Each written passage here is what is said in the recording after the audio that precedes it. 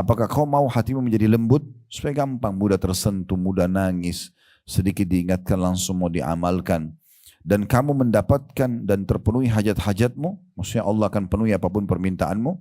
Tentu orang ini mengatakan iya. Lalu kata Nabi SAW, irhamil yatim. Nasihat yang pertama Nabi adalah kasihanilah, perhatikanlah, ya, penuhilah kebutuhannya anak-anak yatim. Ya, ternyata dengan memenuhi kebutuhan mereka itu bisa melunakkan hati kita yang akhirnya membuat kita ini jadi rajin untuk beribadah. Kemudian beliau mengatakan menambahkan wamsahu ra'sahu dan usap kepalanya, rambutnya. Dalam riwayat lain, setiap kali seseorang mengusapkan kepala yatim, maka berapa helai rambut yang terlewatkan oleh tangannya, maka dia akan dicatatkan pahala. Ini sebenarnya bentuk kasih sayang ya. Jadi setiap ketemu anak yatim dielus kepalanya, ya. Sampai sebagian ulama salaf itu khusus mendatangi tempat-tempat yatim dan menemui mereka hanya untuk memenuhi makanannya dan mengelus kepalanya. Karena setiap helai rambut satu pahala, itu kan besar sekali. Ini berarti menunjukkan bentuk kasih sayang. Sunnah Nabi SAW mengusap kepala mereka. Allahu Rabbi wal Islamu dini wa Muhammadan Rasulullah. Assalamualaikum warahmatullahi wabarakatuh. Alhamdulillah, tidak pernah lisan kita berhenti memuji dan memuja Allah Subhanahu wa taala. Sebagai seorang muslim kita sangat yakin dua susunan kata ini alhamdulillah adalah kalimat penghubung antara kita dengan Allah Subhanahu wa taala, dan Allah menganggapnya sebagai kalimat syukur atau berterima kasih yang dengannya pasti semua kebutuhan kita untuk roda kehidupan di muka bumi ini akan dipenuhi, dan juga puncaknya kita akan mendapatkan balasan yang sempurna nanti di hari kiamat. Oleh karena itu jadilah orang yang selalu membasahi lidah dan bibirnya dengan dua susunan kata ini, alhamdulillah. Selanjutnya kita panjatkan salam hormat kita, salawat dan taslim kepada utusan Allah Nabi besar Muhammad sallallahu alaihi wa ala alihi wa sahbihi wasallam, sebagaimana Allah telah mengucapkan salam hormat tersebut bersama malaikatnya, dan juga sebagai niat yang baik untuk mengejar balasan dari salawat yang diucapkan, karena satu kali salam hormat ini akan dibalas dengan 10 rahmat Allah, dan rahmat Allah meliputi pengampunan dosa, peninggian derajat, dan juga pemenuhan segala kebutuhan. Baik, melanjutkan bedah buku kita seperti biasa yang ditulis oleh Muhammad Khair Yusuf, meraih pahala besar dengan amalan ringan. Dan kita masih di bab sedekah dan infak, serta kita berada di substansial bahasan terakhirnya. Setelah kemarin atau kesempatan yang lalu kita sempat membahas pada Senin yang lalu tentang keutamaan sedekah terhadap para janda-janda serta orang-orang miskin, dan pahalanya sama dengan orang-orang yang sedang jihad di jalan Allah Subhanahu wa taala, dan pahalanya sama juga dengan orang yang terus puasa di siang hari non-stop, serta juga orang yang selalu sholat malam tanpa pernah istirahat. Baik, kesempatan ini insya Allah kita ada di cetang terakhir. Kalau yang pegang bukunya di halaman 59, di sini adalah sedekah terhadap anak yatim. Khusus ini dibahas oleh penulis tentang sedekah untuk anak yatim. Seperti biasa saya akan bacakan dulu apa yang ditulis oleh penulis, baru kemudian kita panjang lebar insya Allah akan masuk kepada syarah atau penjelasan tambahan yang butuh kita fahami dan juga terapkan insya Allah dalam kehidupan kita. Di halaman 59 penulis menukil sebuah hadis di situ dari Sahal bin Sa'ad radhiyallahu anhu, dari Nabi SAW beliau bersabda, ana wa kafirul yatimi fil jannati hakadha wa qala bi isba'ihi as-sababati wal wusta. Kata Nabi SAW, aku dan penanggung anak yatim berada di surga seperti ini. Lalu beliau SAW mengisyaratkan dengan jari telunjuk dan jari tengahnya. Hadits ini ada footnote nomor 74 di bawah, tentunya diriwayatkan oleh Bukhari dan Muslim atau muttafaqun alaih. Di situ ditulis oleh penulis kafirul yatim, artinya adalah orang yang menanggung urusannya anak-anak yatim berupa nafkah, pakaian, mengajarkan adab, pendidikan, dan lain-lain. Keutamaan ini diraih oleh seseorang yang menanggungnya dari hartanya pribadi atau harta anak yatim tersebut dengan penguasaan secara syar'i. Di sini kita jelaskan dulu. Nanti akan panjang lebar kita paparkan tentu tentang masalah makna yatim. Tapi khusus paragraf ini, itu maknanya adalah bisa Bapak Ibu membiayai dan mensponsori anak yatim dengan harta pribadi. Misal contoh kita sengaja mencari ya, rumah-rumah yatim misalnya, atau yayasan yang menaungi anak-anak yatim, atau tidak harus lembaga resmi, mungkin ada sanak kerabat yang memang yatim, atau tetangga, masyarakat di sekitar kita.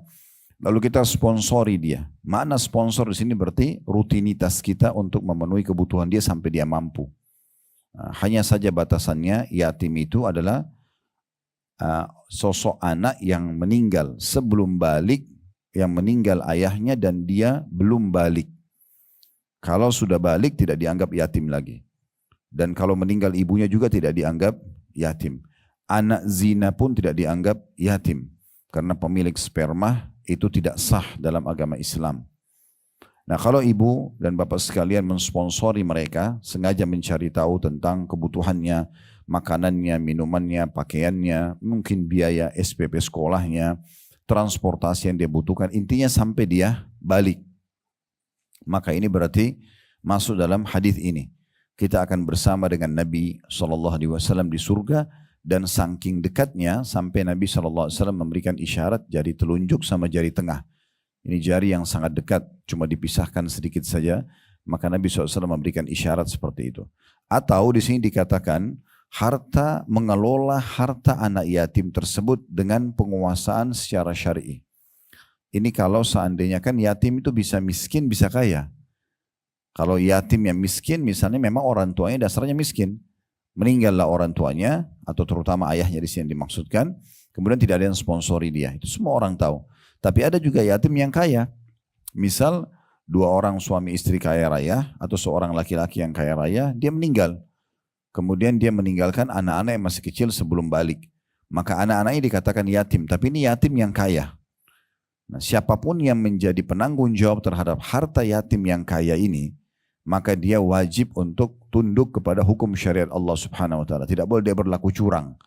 Karena misal posisi dia sebagai tante, sebagai paman, kemudian dia mensponsori, dia yang melindungi anak yatim itu, walaupun dia ikut tinggal di rumahnya, walaupun dia misalnya yang pegang warisannya, itu semua dibolehkan. Dia boleh ikut makan di situ, dia boleh ikut tinggal di situ, tapi tidak boleh dia pakai untuk kebutuhan dia pribadi. Nah, kapan dia menyalahgunakan dana-dana yatim ini, ya, apakah dia pengelola yayasan atau misalnya dia yang menjadi walinya si yatim yang meninggal, orang tuanya dalam kondisi dia kaya dan belum balik, kemudian dia yang memegang semua amanah itu, siapa yang mengkhianati ini maka berarti kategori masuk dalam kategori dosa besar. Nanti kita jelaskan dalil-dalil dan beratnya hukuman terhadap orang-orang yang sengaja memakan harta anak yatim. Baik yang mengelola, menerima donasi dari umat ke yayasan sehingga dia menyalahgunakan dana yatim karena banyak yang masuk lalu dia pakai kebutuhan pribadi, misalnya mobil, beli mobil pribadi, pakaian dia dan segala macam, itu besar sekali dosanya, masuk dalam 7 induk dosa besar yang membinasakan. Nanti kan kita jelaskan dalilnya insyaAllah. Kemudian tadi contoh yang lain adalah kalau dia menjadi walinya, paman atau tante yang melindungi si anak yatim tadi. Jadi misalnya walaupun dia tinggal di rumah anak yatim itu, karena anak yatim itu kaya raya, dia misalnya dalam kondisi miskin, boleh dia ikut tinggal di situ, boleh dia nikmati listriknya, boleh dia ikut makan bersama-sama, selama itu adalah kebutuhan yatim dan dia ikut di situ nggak masalah. Tapi kalau dia gunakan untuk kebutuhan dia pribadi, ini hukumnya haram. Ya, ini yang dimaksud dengan, saya ulangi lagi, paragraf tadi itu penting sekali. Kafilul yatim adalah orang yang menanggung urusannya berupa nafkah, maksudnya urusan anak yatim, pakaian, mengajarkan adab, pendidikan dan lain-lain. Keutamaan ini diraih oleh seseorang yang menanggungnya dari hartanya pribadi. Dia sendiri memang sengaja mau sponsori anak yatim, atau dari harta anak yatim itu dengan penguasaan secara syar'i. Sudah kita jelaskan penguasaan secara syar'i seperti apa. Al-Hafidh Ibnu Hajar, Al-Hafidh maksudnya adalah gelar yang baik untuk seorang ulama yang bernama Ibnu Hajar, menukil perkataan Ibnu Battal. Ibnu Battal juga seorang alim. Sungguh bagi yang mendengar hadis ini hendaklah ia melakukannya supaya menjadi penyerta Nabi SAW di surga. Dan tidak ada satu kedudukan pun di akhirat yang lebih utama daripada itu. Jadi ini bukan main-main ya. Bukan misalnya dikatakan siapa yang sponsori anak yatim dia akan dapat 1000 pahala misalnya. Atau dia seperti bebasin budak. Atau dia seperti haji 100 kali. Tapi bukan seperti itu. Ini luar biasa hanya dengan memenuhi beras makan dia, makanan dia, minuman dia, SPP dia misalnya dan seterusnya. Maka jawaban balasannya akan bersama Nabi di surga. Ini bukan main-main karena derajat Nabi sangat tinggi di surga. Tidak ada tempat tertinggi di surga kecuali milik Nabi Muhammad SAW.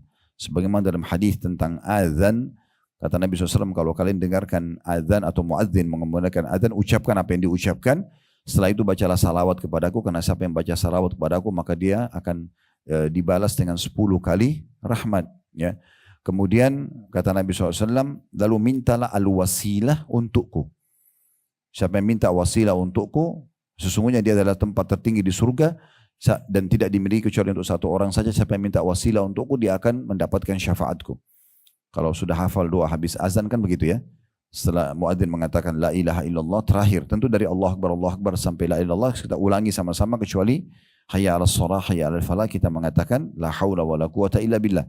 Begitu selesai muadzin mengatakan la ilaha illallah, kita juga mengatakan la ilaha illallah, lalu kita baca salawat Ibrahim yang di tahiyat. Allahumma salli ala Muhammadin wa ala ali Muhammadin kama sallaita ala Ibrahim wa ala ali Ibrahim innaka Hamidum Majid wa barik ala Muhammadin wa ala ali Muhammad kama barakta ala Ibrahim wa ala ali Ibrahim innaka Hamidum Majid. Lalu kita baca doa habis azan. Allahumma rabb hadhihi ad-da'wati tammah, ya Allah sungguhnya ini adalah panggilan yang sempurna, was-salatil qa'imah, dan salat akan didirikan, ati Muhammadanil wasilata wal fadilah, karuniakanlah kepada Nabi Muhammad al-wasilah. Ini tadi tempat tertinggi di surga yang Nabi SAW mengatakan, lalu mintalah untukku al-wasilah, karena dia adalah tempat tertinggi dan terbaik di surga, tidak akan dimiliki kecuali untuk satu orang saja. Ini tempat yang paling leks, yang paling VIP di surga, tidak ada kecuali satu. Kata Nabi SAW, dan aku berharap aku pemiliknya. Siapa yang meminta wasilah untukku, dia akan mendapatkan syafaatku. Maka kita baca, ya Allah karuniakanlah Nabi Muhammad SAW al-wasilah dan juga al-fadilah. Fadilah keutamaan yang besar. Wab'athu maqaman mahmudan allati wa'adta, dan karuniakan dia kedudukan yang tinggi telah engkau janjikan, innaka la tukhliful mi'ad, sesungguhnya engkau tidak akan memungkiri janjimu. Jadi kita bisa bayangkan kalau al-wasilah adalah sebuah istana yang paling leks di surga, dan Nabi SAW mengatakan dalam keutamaan mensponsori anak yatim, aku dengan sponsor anak yatim seperti ini di surga. Kira-kira seperti apa itu? Akan derajat yang sangat tinggi, ya, derajat yang sangat tinggi. Dan makanya di sini Ibnu Battal mengatakan harusnya setiap muslim setelah mendengar hadis ini jangan dia sia-siakan. Walaupun cuma satu anak yatim. Walaupun cuma satu orang saja tapi sponsori dia. Makna sponsor saya bilang adalah rutinkan ya. Bukan cuma sekali kita urus dia. Bagaimana apa yang kita makan dia makan, apa yang kita minum dia minum, kita penuhi kebutuhannya, dan ini hanya sampai dia balik saja. Setelah dia balik itu sudah bukan yatim lagi. Kita bisa cari anak-anak yatim yang lain yang itu. Tapi kalau Bapak Ibu ingin lanjutkan anak yatim yang tadinya kita sponsori, misalnya dia tinggal di rumah, kemudian kita sponsori, maka sampai dia balik, kemudian kita terus saja melanjutkan pembiayaan dia, misalnya sampai dia menikah, sampai itu adalah tambahan kebaikan. Tapi keutamaan tadi sponsor yatim hanya sampai dia balik saja. Dan perlu digarisbawahi, rumah yang paling baik adalah rumah yang ada anak yatimnya. Sebagaimana Nabi SAW sampaikan dalam sebuah hadis, ya. Ini saya sering bahasakan, ya. Tapi jangan tersinggung dengan itu ya, karena ini hanya gambaran supaya kita lebih memahami mana yang lebih besar manfaatnya. Daripada Bapak Ibu pelihara kucing di rumah, ya, keluarkan biaya makannya, biaya ininya, biaya itunya. Kenapa enggak sponsori anak yatim? Kucing enggak bisa ngaji, kucing enggak bisa sholat. Pahalanya hanya sekedar merawat hewan saja. Ada pahala, sudah kita jelaskan di bab-bab sebelumnya, memelihara hewan ada pahala dari hewan, iya. Tetapi kalau anak yatim bisa diajarin sholat, ya, bisa mengaji, bisa hafal Quran, dan pahalanya nanti balasannya di surga bersama dengan Nabi SAW. Jadi kenapa enggak anak yatim? Ya, sampai balik biarkan dia mandiri, ganti anak yatim yang lain, kan gitu.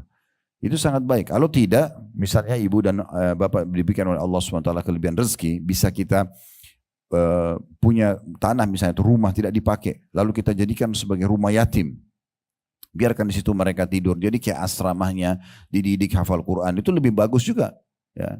Karena kita sama aja, itu kan rumah kita juga, tapi tidak tinggal bersama kita aja. Cuma rumah itu kita jadikan sebagai tempat yatim, kita wakafin. Itu bagus sekali. Ya, sehingga bukan cuma satu yatim, tapi sekian puluh, sekian belas yatim bisa disponsori. Maka itu sangat baik. Dan mereka tidak apa-apa dikasih syarat hanya sampai balik saja. Gitu kan. Setelah balik kita buatkan atau berikan kepada dia pelatihan-pelatihan supaya bisa mandiri. Sehingga digantikan oleh yatim-yatim yang lain. Al-Hafidh Ibnu Hajar tadi menukil perkataan Ibnu Battal itu. Kemudian beliau mengatakan lagi di paragraf terakhir, bisa jadi yang dimaksud adalah dekatnya kedudukan ketika memasuki surga. Maksudnya sangat dekatnya kita dengan Nabi SAW nanti kalau sponsor yatim di dunia, walaupun satu, tentu makin banyak disponsori maka makin besar dan melimpah pahalanya. Ini yang dinukul oleh penulis. Dan kedepannya insya Allah kita akan masuk di bab jihad. Ya, ini panjang lebar juga akan kita jelaskan, apalagi di masa kita sekarang sedang terjadi di Palestina. Ya, akan panjang lebar kita jelaskan pada pertemuan akan datang. Baik Bapak Ibu sekalian, saya akan masuk ke syarah atau penjelasan tambahan informasi berhubungan dengan masalah sponsor yatim ini. Yang pertama, kita akan coba jelaskan dulu masalah definisi ya. Tadi sudah kita jelaskan yatim adalah yang meninggal ayahnya dan itu sudah disepakati oleh para ulama. Sebenarnya dalam bahasa Arab yatim atau yatimah anak laki-laki atau anak perempuan yang kecil yang belum balik yang meninggal ayahnya itu memang dalam definisi bahasa Arab diistilahkan dengan yatim atau yatimah. Tetapi setelah dimasukkan atau dihubungkan dengan agama Islam maka memang ini kan tadi definisi dalam bahasa Arab. Dalam definisi agama pun sama. Tidak ada perubahan dari makna tersebut. Ya. Contoh misalnya supaya Bapak Ibu bisa paham lebih jauh, kalau sholat dalam bahasa istilah bahasa Arab itu adalah doa. Ya. Tapi istilah agama beda. Istilah agama adalah dia adalah gerakan dan ucapan tertentu yang diatur dengan tata cara tertentu, dimulai dengan takbiratul ihram, diakhiri dengan salam. Jadi memang kadang-kadang ada perbedaan penjelasan definisi dari sisi bahasa atau etimologi dengan terminologi secara istilah syar'i. Tapi khusus yatim atau diantara yatim ini sama saja definisi bahasa Arabnya atau etimologi dengan syar'inya atau istilah terminologinya. Dan Nabi SAW membatasi yatim tadi saya bilang hanya sampai balik. Sesuai dengan sabda beliau di dalam hadis yang diriwayatkan oleh Abu Daud. Dan hadis ini hadis sahih. La yutamma ba'da ihtilam, ya. Atau la yutma ba'da ihtilam. Tidak ada lagi keyatiman setelah balik. Jadi enggak boleh nenek-nenek kakek-kakek ngaku yatim, ya. Bantu saya yatim. Ini yatim dari mana? Ya. Kemudian yang dimaksud dalam hadis di sini adalah tidak ada lagi keyatiman setelah mimpi. Sebenarnya begitu hadisnya, ya. Maksudnya adalah balik, ya. Dan ulama merincikan tentang masalah balik itu tidak harus selamanya mimpi, tetapi yang paling sering adalah adanya tanda-tanda. Seperti laki-laki tumbuhnya kumis misalnya, berubahnya rongga suara gitu kan, postur tubuh yang lebih besar. Kalau perempuan sudah ada haid, ada payudara dan seterusnya. Nah ini sampai batas itu maka sudah lepas istilah yatim dari mereka. Ya. Kalau anak-anak yang meninggal ibunya tidak dikatakan yatim. Biasa di Indonesia ditambah dengan piatu. Ya, sebenarnya tidak ada dalam hukum syariat. Kenapa ayah saja ya di sini yang dianggap kalau dia meninggal anaknya jadi yatim karena memang dia sponsor keluarga. Yang diwajibkan kerja cari nafkah ayah.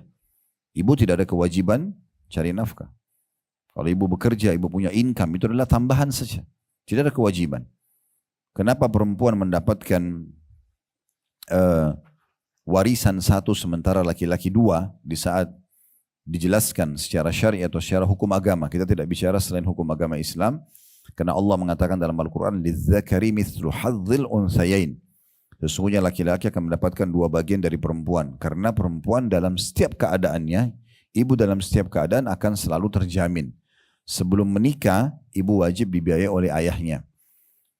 Jadi walaupun seorang wanita tuh, maaf ini bahasa saya hanya contoh saja, sampai gadis tua tetap ayahnya wajib membiayainya selama dia belum menikah. Selama dia belum menikah. Kalau anak laki-laki kewajiban ayahnya membiayai hanya sampai balik saja. Hanya sampai balik. Nah, kalaupun perempuan misalnya sebelum menikah wajib dibiayai oleh ayahnya. Kalau ayahnya meninggal berarti pamannya, saudaranya, tidak boleh dibiarkan. Kalau dia sudah menikah wajib dibiayai oleh suaminya. Maka dalam dua keadaan, sebelum nikah terjamin, setelah menikah terjamin. Kan gitu. Itulah yang Allah sebutkan juga agar para wanita bertakwa kepada Allah Subhanahu wa taala, ya, karena Allah menjelaskan dalam kitabnya, ya, Allah telah menjaga mereka. Makna menjaga para wanita ini, ya, adalah Allah jaga keamanan mereka dari sisi kebutuhan sebelum nikah dan juga sesudah nikah. Jadi memang itu sangat penting untuk difahami, karena saya mendengarkan dari beberapa jemaah yang sudah mulai ikut ta'lim, mereka berkeluh kesah di saat pembagian warisan tetap mereka ngotot untuk laki-laki dan perempuan disamakan. Padahal sebenarnya tidak boleh. Ini zalim terhadap hukum Allah Subhanahu wa taala. Karena memang ibu harus faham kalau sudah dijamin dalam syariat Allah Subhanahu wa taala sebelum nikah dan sesudah nikah, ya. Kalau anak laki-laki hanya sampai balik. Jadi kalau ada ayah membiayai anak laki-lakinya sampai kuliah, itu luar biasa. Sudah tambahan. Karena kewajiban dia sebenarnya hanya sampai balik saja. Nabi SAW mengingatkan kita agar berhati-hati dan selalu menjaga anak-anak yatim ini. Begitu juga dengan para wanita, terutama yang janda-janda yang kita jelaskan pada pertemuan yang lalu. Janda-janda yang tidak punya kemampuan, susah hidupnya, tidak ada keterampilannya bekerja, gitu kan. Apalagi punya anak-anak kecil, itu pahalanya sangat besar kalau untuk disponsori. Dan Nabi SAW mengatakan dalam sebuah hadis riwayat Ibnu Majah, dan hadis ini dihukumi sahih oleh An-Nawawi dan juga Albani, Allahumma inni kata Nabi SAW, Allahumma inni uharriju haqqad dha'ifaini al-yatimi wal mar'ati. Ya Allah, sungguhnya aku menganggap berat dosa penindasan atas hak dua kaum yang lemah, yatim dan para wanita. Yatim dan para wanita. Tentu di sini yang dimaksudkan adalah yatim yang tidak ada, ya, kemampuannya, miskin, ya. Atau yatim tadi saya bilang di awal-awal mereka punya kemampuan tetapi tidak tahu mengelola harta tersebut. Dia tidak tahu mengelola harta tersebut. Baik, kita akan masuk lebih dalam kepada beberapa hadis-hadis Nabi alaihi salatu wassalam, ya, tentang masalah keutamaan, dalil-dalil tentang keutamaan mensponsori anak yatim ini, ya. Di antaranya adalah hadis Nabi SAW yang baru tadi kita bacakan, ana wa kafilul yatimi fil jannati kahatain. Jadi ini lafadznya agak berbeda. Kalau tadi kan saya dengan sponsor anak yatim, ya, dalam buku kita itu lafadz hadisnya, ya, saya dan sponsor anak yatim di surga seperti ini. Namun di sini ada lafadz lain, kemudian dikatakan qala syakka Sufyan fil wusta awillati yalihil ibham. Namun saja dalam riwayat ini Sufyan sempat ragu apakah Nabi SAW merapatkan jari tengah dengan jari telunjuk atau jari telunjuk dengan ibu jari. Maksudnya ada lafadz lain yang Nabi SAW bisa saja begini, bilangnya dekatnya seperti ini di surga, atau Nabi kasih isyarat dekatnya seperti ini, ya. Tapi ini lafadz lain yang bisa dijadikan sebagai pegangan. Kita tambahkan dengan riwayat Abu Darda radhiyallahu anhu, ya, dia mengatakan bahwasanya Nabi SAW pernah didatangi oleh seseorang yang mengeluhkan kerasnya hatinya. Jadi dia susah sekali untuk khusyuk, susah sekali untuk semangat ibadah. Ya, seperti kita misalnya tiba Ramadan, insya Allah besok semoga Allah mudahkan kita bisa menyelesaikan Ramadan dengan penuh iman, ilmu dan amal saleh. Allahumma amin. Biasanya ada orang tidak tersentuh sama sekali, tidak ada rasa semangatnya, atau mungkin setiap hari berlalu saja begitu saja malamnya tanpa qiyamul lail, setiap hari berlalu tanpa ada zikir, tanpa ada istighfar, tanpa ada bacaan Al-Quran. Maka itu berarti hatinya keras, karena dia seperti orang yang tidak terdorong untuk memiliki aset dan amal yang dia akan membahagiakan dia di akhirat, dan dia tidak faham itu sehingga dia lalaikan banyak waktunya. Maka ada seseorang mengeluh itu kepada Nabi SAW, lalu Nabi SAW menyarankan dia, ayatuhibbu ayyalina qalbuk wa tudrika hajatuka, apakah kau mau hatimu menjadi lembut supaya gampang, mudah tersentuh, mudah nangis, sedikit diingatkan langsung mau diamalkan. dan kamu mendapatkan dan terpenuhi hajat-hajatmu, maksudnya Allah akan penuhi apapun permintaanmu, tentu orang ini mengatakan iya.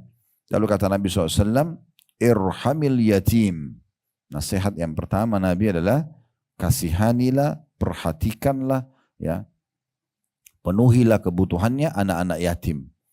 Ya, ternyata dengan memenuhi kebutuhan mereka itu bisa melunakkan hati kita yang akhirnya membuat kita ini jadi rajin untuk beribadah.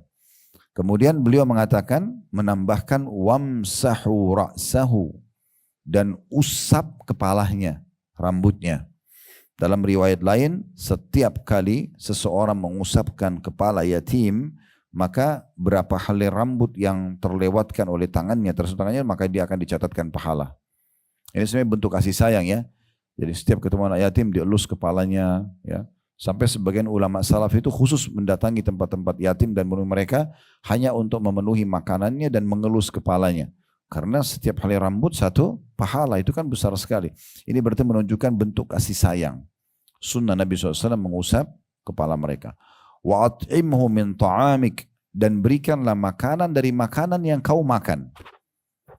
Ya, ada orang kan sebagian mungkin dia berbagi makanan, Bapak Ibu sekalian, tapi makanan bekas atau makanan yang levelnya tanda kutip di bawah level makanan dia. Nah ini tidak maksimal dalam bersedekah. Maksimal dalam bersedekah, Bapak Ibu makan makanan misalnya di satu restoran, anggaplah restoran itu bintang 5, restoran yang enak, atau anggaplah makanan itu sangat enak, membuat Anda puas. Coba beli porsi yang sama, ya, jumlah yang sama, maksudnya saya lauknya, porsi nasinya dan segala macam, lalu berikan kepada tukang parkir, berikan kepada orang miskin di jalan. Nah itu memberikan makanan sekelas makanan yang kita makan, itu maksimal dalam bersedekah.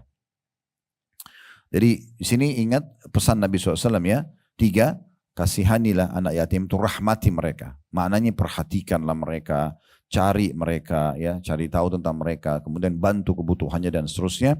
Kemudian usaplah kepalanya dan berikanlah dari makanan yang kamu makan. Yalinu qalbuka wa tudriku hajatuk. Maka pasti kata Nabi SAW, hatimu akan lembut dan akan dipenuhi hajat-hajatmu. Hatimu akan lembut dan akan dipenuhi hajat-hajatmu. Oleh karena itu salah satu poin yang sangat baik kalau misalnya Bapak Ibu punya hajat yang kira-kira menurut ibu dan bapak belum terpenuhi. Apa saja? Cari anak yatim, sponsori mereka.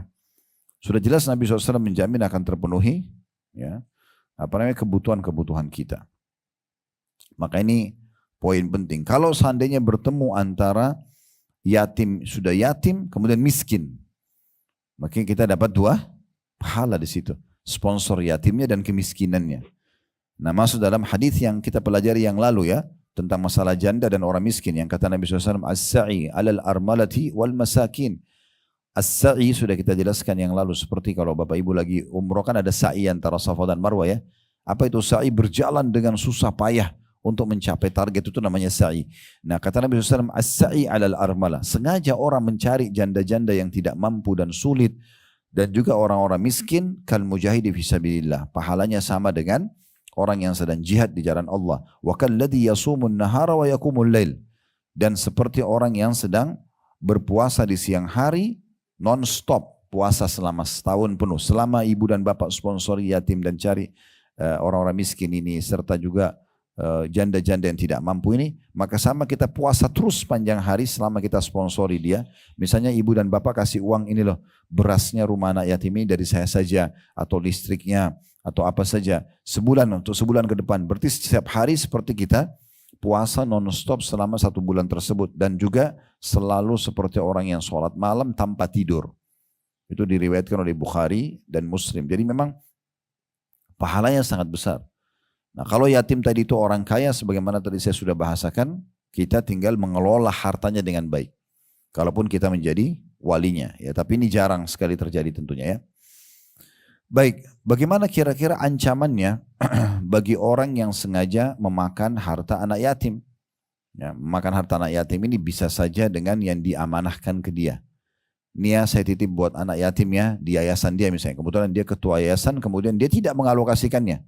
Misal dari 100 juta uang yang masuk, dia cuma cairkan 10 juta, 90 juta dipakai sama dia. Perbaiki rumahnya, misalnya beli mobil, apalah, atau dia untuk dia, kebutuhan dia. Maka itu berat sekali ya. Ini besar sekali dosanya. Nanti akan kita jelaskan. Insya Allah dalilnya. Begitu juga dengan orang yang tadi diamanahkan anak yatim yang kaya. Dia menjadi walinya. Kemudian dia menyalahgunakan penggunaannya. Dia penuhi kebutuhan anak itu, misalnya anak yatim itu dikasih uang sekolahnya, di bajunya, dia urus sebagai tantenya, sebagai pamannya. Tapi mayoritas harta di rekening si yatim ini, yang ditinggal sebagai warisan, dia yang pakai. Ini nggak boleh, termasuk nggak boleh investasikan segala macam. Kecuali nanti kalau dia sudah besar ditanyakan, atau dia sudah balik ditanyakan, ini mau diinvestasikan akan datang keuntungan begini misalnya. Karena kalau rugi nanti kan bahaya. Bisa saya dia tidak dapat haknya, bisa saya dia tidak mendapatkan haknya. Kita bisa lihat dalam surah Al-An'am ayat 152 dan Al-Isra ayat 34. Al-An'am surah nomor 6 ayat 152, Al-Isra ya, juga ayat 34. Al-Isra surah nomor 17 ya. Jadi surah nomor 6, Al-An'am 152 dan Al-Isra surah nomor 17 ayat 34. Allah subhanahu wa ta'ala berfirman, وَلَا تَقْرَبُوا مَالَ الْيَتِيمِ إِلَّا بِالَّتِي هِيَ أَحْسَنُ حَتَّى يَبْلُغَ أَشُدَّهُ. Dan jangan pernah kamu dekati harta anak yatim kecuali dengan cara yang lebih bermanfaat hingga sampai ia dewasa. Kata Syekh Abdul Rahman As-Sa'di rahimahullah, salah satu ulama terkenal dalam ilmu tafsirnya, mengatakan, dan janganlah kamu dekati harta anak yatim dengan memakannya atau menukarnya dengan bentuk yang menguntungkan kamu. Jadi nggak boleh sengaja kita makan, nggak boleh juga kita mengelola yang mendatangkan keuntungan tapi untuk kita gitu. Atau mengambil dengan tanpa sebab, kecuali dengan cara yang menyebabkan harta mereka menjadi baik. Misalnya harta itu dalam bentuk cash, emas batangan, orang tuanya tinggalkan sangat banyak, kemudian kita pindahkan, kita cairkan daripada emas, misalnya dicairkan dalam bentuk uang, dibuka ke rekening atas nama dia, si anak itu misalnya, contoh, maka itu tidak ada masalah. Ya. Atau harta-harta anak yatim yang tadinya banyak orang bawa cash ke yayasan kita atau ke rumah yatim, daripada menumpuk di situ, di kas kita, lebih baik kita serahkan ke rekening. Misalnya itu namanya mendapatkan manfaat yang lebih baik. Ya. Ini menunjukkan juga tidak boleh mendekati dan mengurusi harta anak yatim dengan cara akan merugikan anak-anak yatim itu. Atau bentuk yang tidak membahayakan tetapi juga tidak membawa kebaikan. Hingga anak yatim itu sampai dewasa, sudah mulai lurus pemahamannya, tahu mengatur hartanya, maka jika dia sudah dewasa maka hartanya diserahkan kepadanya sepenuhnya tanpa minta upah. Tanpa minta upah. Tidak boleh bilang, oh saya kan sudah pegang harta kamu ini 15 tahun. Sekarang kamu sudah balik, saya minta upahnya. Kalau memang dari awal mau minta upah, jangan urus. Karena ini memang sumber pahala. Ya. Tapi kalau misalnya dia tiba-tiba dikasih oleh anak yatim tersebut, memang sebagai bentuk kesadaran dia sendiri, dia merasa pamannya, tantenya ini selama ini sudah membantu dia, menjaga hartanya, kemudian dia mensponsori, dia justru terbalik sekarang memberikan kepada walinya tadi itu, maka itu tidak masalah. Jika telah dewasa maka seluruh hartanya diserahkan kepadanya, dia punya hak untuk mengatur hartanya ya, dan boleh diawasi atau dibantu oleh si wali. Firman Allah SWT ini masih bahasa tafsir ya, Syekh Abdul Rahman As-Sa'di menafsirkan tadi Al-An'am 152 ya, dan Al-Isra 34. Kata beliau, firman Allah SWT menunjukkan bahwa anak yatim sebelum dewasa dan mampu mengatur harta dicegah mengurusi harta. Walinya mengurusi hartanya dengan cara yang lebih menguntungkan. Dan pencekalan itu berakhir dengan kedewasaan. Jadi tidak boleh juga orang misalnya tahu nih, ini anak meninggal yatim. Dan kita sebenarnya posisi tante atau paman ya, yang sebenarnya tahu kalau harta ini dibiarkan sama dia, anak 5 tahun, 7 tahun, 10 tahun tidak faham, maka akan disalahgunakan, ditipu orang. Nggak boleh juga kita membiarkannya. Ya. Sebaiknya dia dibantu untuk itu.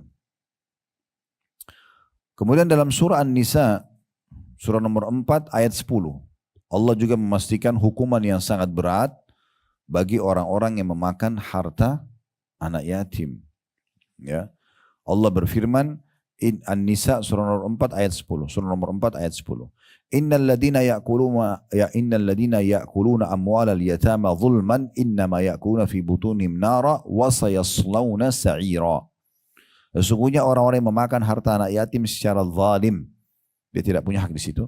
Sebenarnya mereka itu telah menelan api sepenuh perutnya dan mereka akan masuk ke dalam neraka yang menyala-nyala.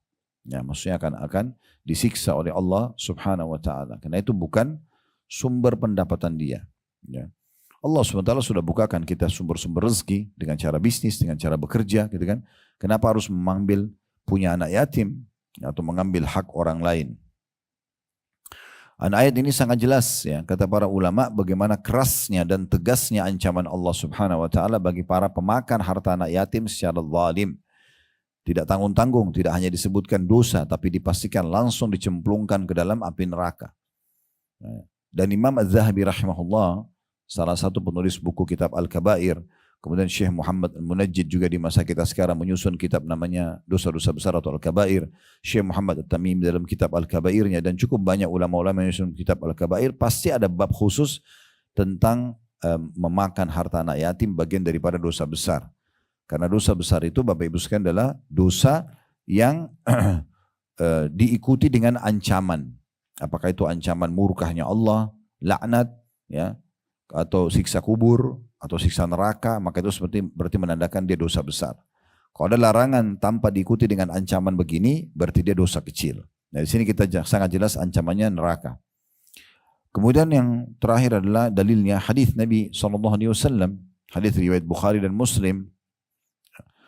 Dari hadis Abu Hurairah radhiyallahu anhu, Nabi SAW qala, bahwasanya Nabi SAW bersabda, qala ijtanibus sab'al mubiqat.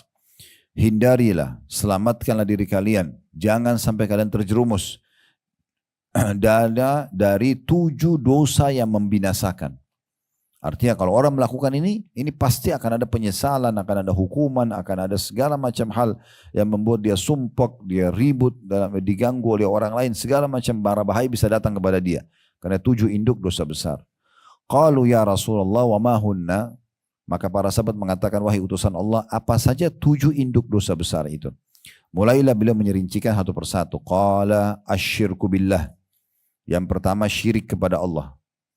Syirik artinya Bu dan Bapak sekalian mempartnerkan Allah atau menyekutukan Allah dengan makhluk. Ya, contoh paling jelas adalah penduduk kota Mekah di masa Nabi SAW. Di mana pada saat itu mereka tahu Ka'bah itu rumahnya Allah. Mereka tahu tawaf itu adalah perintah Allah, ya, dari syariat Nabi Ibrahim AS. Mereka tahu menyembelih hanya untuk Allah. Mereka tahu pencipta alam semesta ini Allah. Tapi mereka masih mendatangkan patung-patung yang mereka pahat sendiri, mereka warnai sendiri, mereka berikan nama sendiri. Kemudian mereka sembah bersama dengan Allah. Jadi orang-orang Mekah dulu Bapak Ibu sekalian itu kalau mereka sembelih hewan, diniatkan untuk Allah dan diniatkan untuk patung-patungnya. Itu namanya mempartnerkan Allah. Atau Bapak Ibu berdoa kepada Allah, tapi berdoa juga ya kepada makhluk atau memohon kepada makhluk, bahkan benda-benda mati. Ya mirip dengan orang-orang yang dalam sholatnya mengatakan iyyaka na'budu wa iyyaka nasta'in, hanya kepadamu ya Allah kami menyembah, hanya kepadamu kami meminta pertolongan. Tapi selepas salam dia pergi kuburan sebelah masjidnya lalu minta kepada kuburan tersebut mengatakan wahai fulan, wahai wali fulan, bantulah aku atau sembuhkanlah penyakitku. Ini berarti syirik. Ya. Kata Imam Nawawi rahimahullah, kalau seandainya ada orang yang minta-minta ke kuburan, ya, maaf, saya heran melihat orang-orang yang minta di kuburan ya, pada si mayit, padahal sebenarnya dia tahu dalam kuburan itu adalah manusia biasa seperti dia, tapi yang sudah jadi tulang berulang, tidak akan bisa memberikan manfaat dan mudarat kepadanya. Kalau dia yakin jenazah yang ada di dalam itu walaupun itu dianggap seorang wali, ya, bisa memberikan manfaat ataupun mudarat, maka tentu saja ya kita harus yakin pencipta dia, pencipta mayit itu, pencipta tanah itu, pencipta batu itu, yaitu Allah SWT jauh lebih mampu. Makanya para sahabat ridwanullah alaihim kalau sendal mereka putus, mereka minta kepada Allah secara langsung.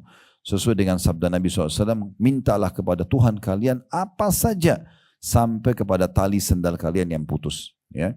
Jadi memang kita harusnya minta kepada Allah Subhanahu Wa Taala dan jangan mempartnerkan Allah dengan makhluknya. Ini perbuatan syirik bahaya sekali. Ya. Ini hati-hati sekali jangan sampai kita melakukan syirik. Masuk dalam syirik ini juga Bapak Ibu sekalian hati-hati dengan tatayur ya, menggantungkan nasib sama benda. Ya. Kebiasaan orang-orang Arab dulu Mekah Mereka itu, tapi waktu itu mereka pakai jasa dukun ya. Mereka datang ke satu dukun yang dipercaya di Mekah, kemudian mereka bayar dengan uang tertentu, lalu dukun itu akan mengeluarkan 3 bulu burung merpati. Ya. Jadi yang satu ditulisin lakukan, yang satu tidak, yang satu kosong. Ditaruh satu kotak, di kotak itu ditulis nama orang itu.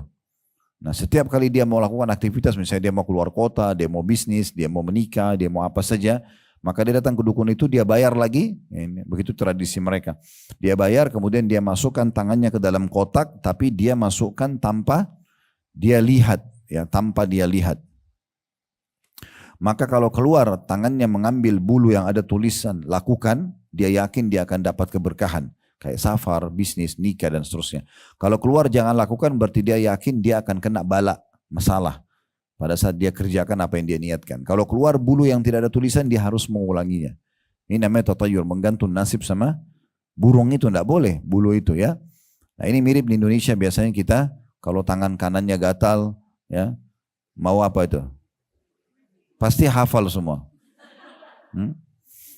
Kalau tangan kanannya gatal, mau keluarin uang ya, tangan kiri mau dapat uang. Ini dari mana ini?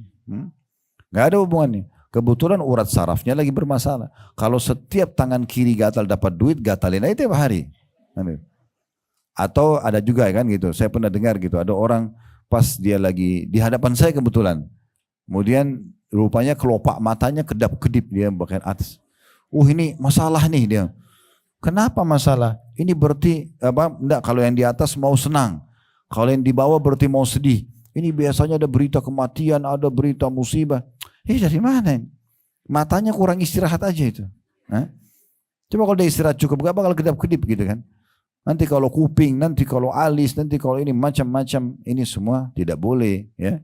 Gak ada hubungannya. Tidak boleh tatayur. Begitu juga dengan menggantungkan jimat-jimat. Ya, apa saja. Taruh di leher, taruh di badan ya. Untuk suami suka, untuk istri suka, untuk anak supaya tidak kena mata atau ain atau apa saja. Itu semua tidak ada dalam agama Islam. Ya, tidak boleh sama sekali. Saya pernah jelaskan ini, ada satu ibu di pengajian, lalu dia kejar saya setelah pengajian, dia Ustadz ini bagaimana? Rupanya ada satu kayak map kecil gitu ya, dompet kecil. Di luar itu dibuka, dalamnya itu ada fotokopian kertas. Isinya tulisan bahasa Arab. Ibunya juga tidak tahu. Saya tanya, ibu tahu artinya? Enggak. Saya buka, saya sudah tahu ini. Pasti ada kata-kata di situ ya. Cuma tulis dalam bahasa Arab, cuma bahasa Indonesia. Ya, siapa yang menaruh ini di dompetnya atau di rumahnya maka tidak akan diganggu orang, tidak akan apa dan segala macam. Termasuk dalamnya ilmu kebal dan seterusnya. Ya, makanya saya sarankan ibu-ibu juga kalau maaf ini saya pernah soalnya berapa kali dapati sama ya kasusnya di rumah kami sendiri. Jadi kalau ada PRT atau pembantu rumah tangga atau asisten rumah tangga kita baru masuk, ibu bahasakan. Nanti kalau di sini di rumah ini kerja dengan baik akan dapat haknya. Jadi tolong nggak usah bawa-bawa ya apapun jimat-jimat dari kampung sana. Kenapa? Rata-rata mereka bawa itu biasanya hanya untuk supaya majikannya suka segala macam. Nah jimat itu ada jinnya, ada dukun, ada syaitannya. Itu berbahaya gitu kan. Jadi banyak hal yang seperti itu. Saya juga pernah diundang waktu itu di salah satu negara, saya nggak usah sebutin. Banyak situ banyak sekali TKI kita ya, TKW kita terutama. Saya ajarin ruqyah syariah, pengobatan ruqyah supaya bisa lepas dari sihir, dari mimpi buruk dan segala macam. Tapi sebelumnya saya bilang, tolong panitia keliling dulu, kumpulin apapun jimat atau benda-benda pernah dikasih. Itu banyak sekali, satu kresek besar. Ya minyak wangi kecil, ya kain, ya apalah yang dijahit-jahit, tasbih kecil dan segala macam. Tapi bukan untuk berzikir tasbihnya, tapi untuk memang jadi jimat, sudah di mantra-mantrain dan segala macam. Ini berbahaya sekali dan sekian banyak contoh-contoh dalam masalah ini yang harusnya kita hindari. Ya, makin kita murnikan tauhid kita kepada Allah maka makin baik. Ya, Nabi Muhammad SAW itu Bapak Ibu sekalian, kalau di depan pasukan musuh yang sudah di medan perang, beliau tidak gosok badan sahabat supaya kebal misalnya, kan Nabi bisa saja ya, atau kasih kain yang Nabi sudah tiupin nanti jadi kebal. Nah, Nabi bahkan mengatakan kumu ila jannati rabbikum. Ayo berdiri sekarang berperang menuju ke surga Tuhan kalian. Disuruh mati. Ya, bukan disuruh kebal. Nah seperti itu. Ya rata-rata teman-teman kita yang belajar ilmu-ilmu kebal ini kalau di ruqyah pasti kesurupan biasanya. Umumnya ya, saya tidak katakan semua. Selanjutnya yang kedua dari 7 induk dosa besar, as-sihir was-sihru. Sihir, ya, melakukan sihir. Sihir ini bisa dilakukan sendirian, orang itu yang baca-baca mantra gitu kan. Tapi perlu diketahui sihir ini sebenarnya adalah lintas alam Bapak Ibu sekalian. Lintas alam manusia. Supaya suaminya sayang, suaminya istrinya sayang dan cinta, misalnya dia bawa fotonya ke dukun. Kemudian dimantra-mantrain lah gitu kan. Atau supaya usahanya maju, maka pergi minta di sana ya, pelaris dan segala macam. Ini semuanya sihir, tidak boleh. Itu lintas alam karena menggunakan jasa jin. Perlu Bapak Ibu garis bawahi dari 120.000 sekian nabi-nabi, diantaranya 313 rasul, dan yang wajib kita imani 25 nabi dan rasul, yang kita tahu namanya, pelajari kisahnya dan seterusnya. Itu semuanya dari kalangan manusia, tidak ada satupun jin. Kenapa? Karena manusia itu lebih tinggi daripada jin, ya. Derajatnya lebih tinggi sebenarnya. Kenapa orang yang lebih tinggi derajat minta sama orang yang di bawah dia, yaitu para jin-jin, kan gitu. Dan selalu yang dijual itu adalah berita gaib, berita gaib. Seakan-akan jin tahu. Allah pastikan dalam Al-Quran jin tidak tahu apa-apa. Jin tidak tahu apa-apa. Jadi jangan mau ditipu sama mereka. Termasuk dari para penyihir-penyihir sendiri, mereka ditipu oleh para jin-jin tersebut. Jadi nggak perlu. Lalu bagaimana caranya? Maka tidak usah lintas alam. Di alam kita saja. Sekarang kalau saya mau buat istri saya suka sama saya, apa yang saya lakukan? Sederhana kok. Saya santun sama dia, saya ramah sama dia, saya penuh kasih sayang, saya penuh kebutuhannya. Dia sudah suka, itu secara manusia kan? Begitu juga ibu sama dengan suaminya. Sama, santun, ramah, romantis, segala macam. Orang akan suka, selesai. Tidak usah bawa fotonya ke dukun. Gitu kan? Memaksa orang untuk suka dengan cara yang tidak benar, itu kan tidak baik. Itu contoh-contohnya, jadi nggak usah. Dan Nabi SAW sudah ingatkan, siapa yang mendatangi dukun, peramal, penyihir, penyamun, bertanya saja, bertanya, belum percaya, nggak diterima sholatnya 40 hari. 40 hari yang lalu ya, jadi 40 hari langsung dihapus pahalanya, bukan yang belum dikerjakan.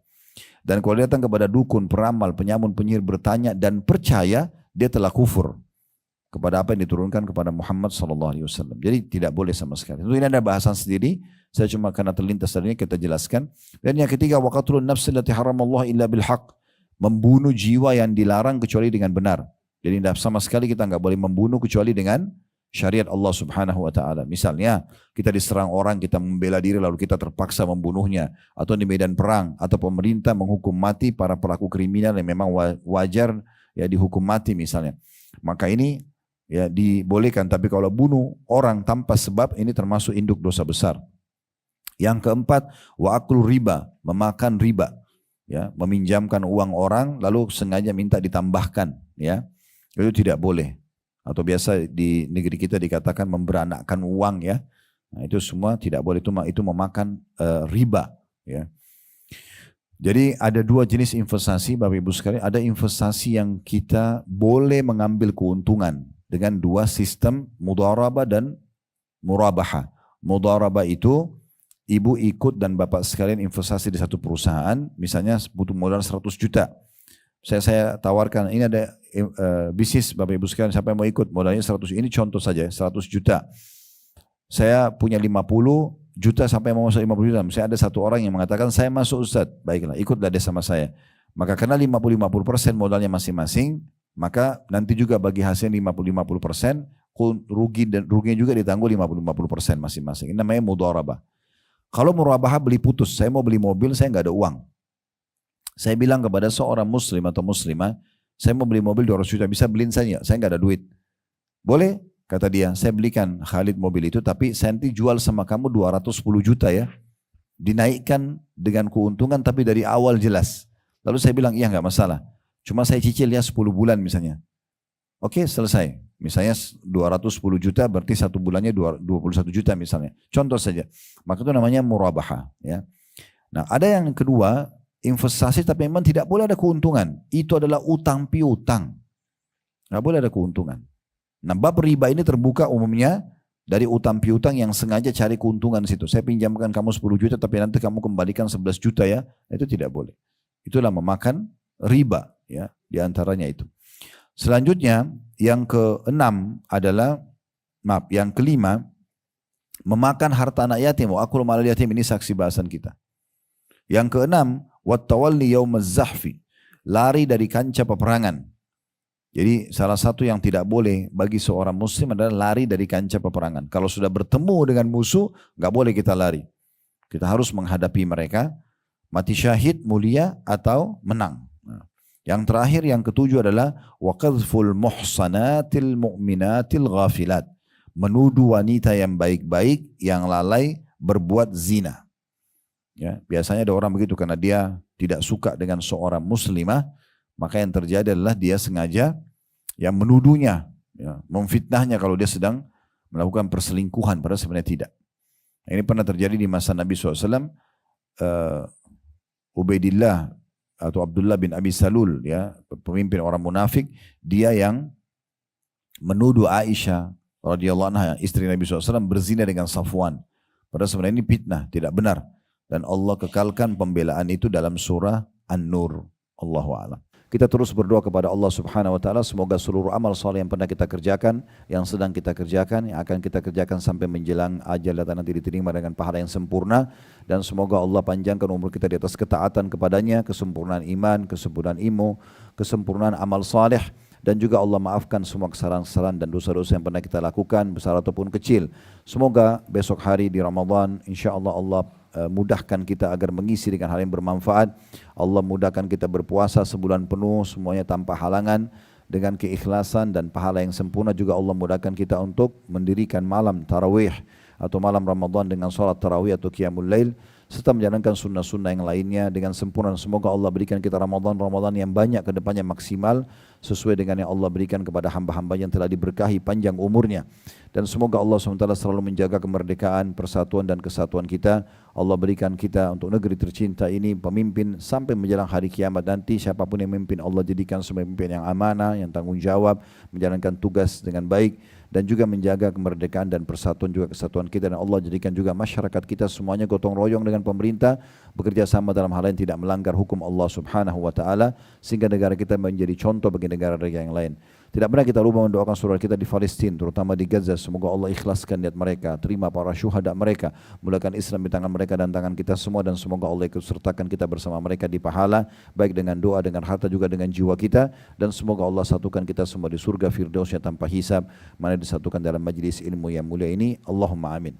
Sebelum kita tutup dengan kafaratul majlis, Bapak Ibu sekalian, kami mengajak kembali, kalau ada yang mau partisipasi di yayasan kami, ada yayasan sedekah kreatif, cukup banyak program, diantaranya ada program kami Ramadan Tanpa Lapar. Nanti insya Allah bisa dilihat di Instagram sedekah kreatif, cukup banyak sekali program-program kita. Ada penyebaran kurma, pokoknya buka puasain orang intinya. Kemudian sahur, membagi-bagikan kebutuhan dan santunan buat anak yatim, orang-orang yang tidak mampu dan seterusnya. Di Ramadan ini kesempatan, karena kata Nabi SAW, afdalus sadaqatu sadaqatu fi Ramadan. Sedekah yang paling afdal adalah sedekah di bulan Ramadan, dan kita sekarang akan masuk di awal hari atau di pintu gerbangnya. Maka ini sangat bagus. Juga di yayasan ada penerimaan alokasi zakat mal, kemudian infak dan sedekah, dan cukup banyak program-program yang lainnya. Insya Allah ini juga bisa diikuti. Dan bagi yang minat untuk ikut umroh bersama kami, insya Allah akan ada program umroh akhir Ramadan. Ada sebenarnya awal Ramadan, pertengahan Ramadan, dan di akhir Ramadan. Cuma yang saya bimbing di akhir Ramadan, insya Allah tanggal 27 Maret sampai tanggal 10 April. Setelah sholat Idul Fitri, satu hari. Kalau tanggal 9 Saudi Lebaran, berarti sehari setelah Lebaran. Atau kalau tanggal 10 mereka Lebaran, berarti habis sholat Idul Fitri baru pulang ke Indonesia. Ini insya Allah tujuannya untuk mengejar Lailatul Qadar. Dan kata Nabi SAW, umrah di Ramadan sama dengan pahalanya haji bersamaku. Jadi kalau seandainya punya peluang untuk umrah sekali seumur hidup atau sekali setahun, maka jadikan dia di bulan Ramadan. Kalau setahun bisa beberapa kali, maka jangan luput dari bulan Ramadan karena pahalanya sangat besar. Biayanya biaya umrah, aktivitas umrah sekitar 3-4 jam selesai umrahnya insya Allah, tapi pahalanya pahala haji yang diberikan oleh Allah Subhanahu wa taala. Begitu saja teman-teman sekalian, kalau ada benar dari Allah, kalau ada salah dari saya mohon dimaafkan. Subhanakallahumma bihamdika asyhadu an la ilaha illa anta astaghfiruka wa atubu ilaik. Wa sallallahu ala nabiyyina Muhammadin wa alihi wa sahbihi wasallam wa akhiru da'wana alhamdulillahi rabbil alamin. Wassalamu alaikum warahmatullahi wabarakatuh.